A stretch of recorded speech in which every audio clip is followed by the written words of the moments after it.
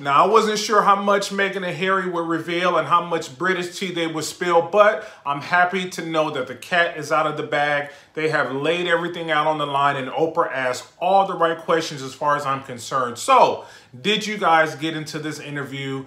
Let's unpack it.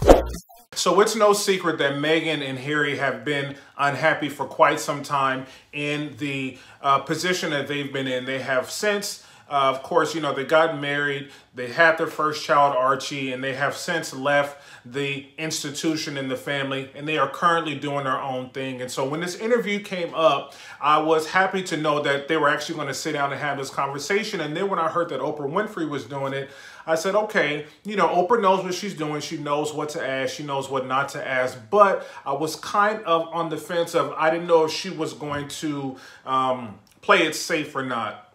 If she was going to maybe ask certain questions, but not ask the ones that we all wanted to know. But I was happy to see that Oprah actually did. She went through with it. And it was interesting in the beginning. She told them, or she was telling us, the audience, that, you know, no question was off limits. And Meghan and Harry didn't know the questions that she was going to ask them prior to the interview, so there was no preparation for it, which I thought was interesting, that they would allow that much access. But of course, they trusted Oprah to do it, and so she did what she was supposed to do, and she asked all the hard-hitting questions. And so, did you guys get a chance to check it out? What did you think about it? I love the interview. I thought that they were completely transparent. I love the fact that Meghan laid everything out on the line as much as you could anyway, because you do have to remember that this is still, you know, an institution, and you can say certain things, but you also don't want to name certain names. And so, for what it was worth, I thought Meghan was able to be, like I said, as transparent as she could be, as well as Harry. And what I also found interesting, too, were the parallels between her and Princess Diana, right? The way that the media spun certain things against them, and they continue to perpetuate certain stories and certain lies that they knew were not factual, they knew were not true, but they continue to run with it to create this image of them. And it's funny because a couple of days ago I posted, you know, and asked you guys, are you going to watch it or are you not? 50% of you said yes. The other half were interesting and said, you know, I don't want to hear what Meghan has to say. I don't want to hear her whine. I don't want to hear her complain. She knew what she was getting into. I'm not interested in hearing about it. And in watching the interview, those comments came up in my mind, and I thought, well, that is the same thing that people thought about Princess Diana too as well, that she was spoiled rotten. You know, she got her prince, she got her this and that. She should be able to basically take it, you know, take what she's given, take your medicine, and continue on with it. And so we have to be careful too when we say certain things like that or think in that way, because, you know, women are raised, little girls are raised to think like, when the prince, you wait for your prince comes along, Prince Charming, you ride off on the white horse, and then you ride off into the sunset, and it's happily ever after. But nobody really talks about the other things that come along with that. And so, you know, I can't really fault her for going into this blindly, because she did mention that she didn't do her research about the royal family. She didn't know what the hardships were, what it took to be an actual royal, and the work that it would take.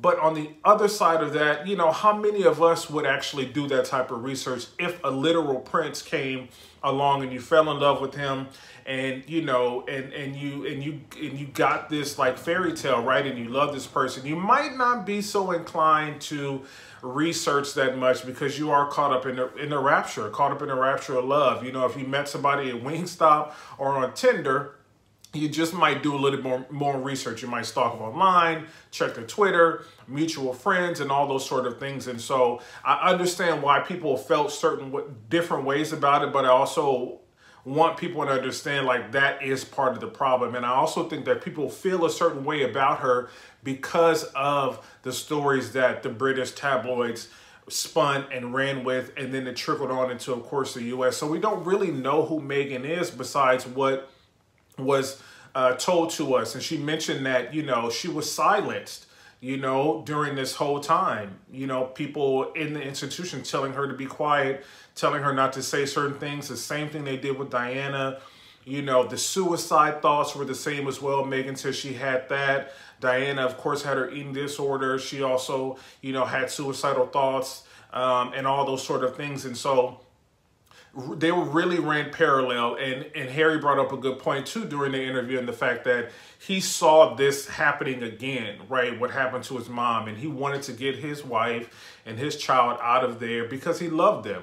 You know, he wanted to separate them from this madness as soon as possible before history repeats itself. And it will repeat itself, and it would have repeated itself had he not taken action and removed them from that, you know, that institution and that toxic place, because that's exactly what it was. So I love the interview. Again, like I said, they laid everything out on the line. They talked about the conversations that were had about their child, Archie, what his skin color would be, how that would affect the royals, what that meant. And, you know, here we are in America, and some people thinking that now we have a woman, you know, Meghan, who is of mixed race. Her mom is black. The child is going to be mixed race. Now we're kind of like integrating, and this is going to be different, right, for the royal family and maybe start anew. But I think that was all the things that played against them. I think in my mind, anyway, that was the defining factor of we're going to push her out. We're going to push her out. We're going to press her out. And they became depressed, repressed, oppressed. All the press that you can think of, they became that, you know, and the British tabloids took that opportunity, and everybody else surrounding them took that opportunity to bully her, you know, these racial comments and all of that. So I never felt in my mind that they were inviting that change into their system, because they are a system. Harry said himself, his brother William and his father Prince Charles are part of the system, that they're caught up in the system and they cannot get out. You know, he was able to get out because he's a different person. He has his mother in him. You could see his Diana in him. You've always been able to see that even when he was growing up. Harry always did what Harry wanted to do. He was smart, but he was of independent thought. And so I was really happy to see him stand by her, stand by Meghan, stand by his promise, stand by his mom as well, and get her out of there to save everybody, because he does love her. So, yeah, I thought it was good. Let me know what you guys think in the comments. I just wanted to talk to y'all real quick about it, unpack a little bit of it. What did you think? Did your opinion change of her after watching it, or is it the same?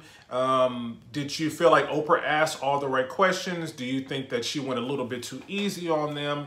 Or what were some of the questions that maybe you would have asked that maybe Oprah didn't touch on? Again, like I said, I thought she did everything perfectly.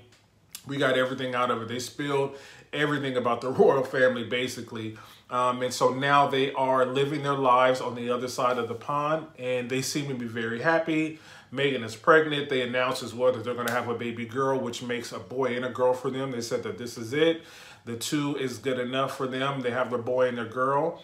You know, they have their production company coming up, you know, Spotify, Netflix, all these sort of things that they're looking to continue to put emphasis and to shed light on these causes that they both believe in. Just because they're not working closely with the royal family anymore doesn't mean that they can no longer do good in this world. So I commend them for that. So drop down in the comments. Let me know what you guys think, and let's discuss it.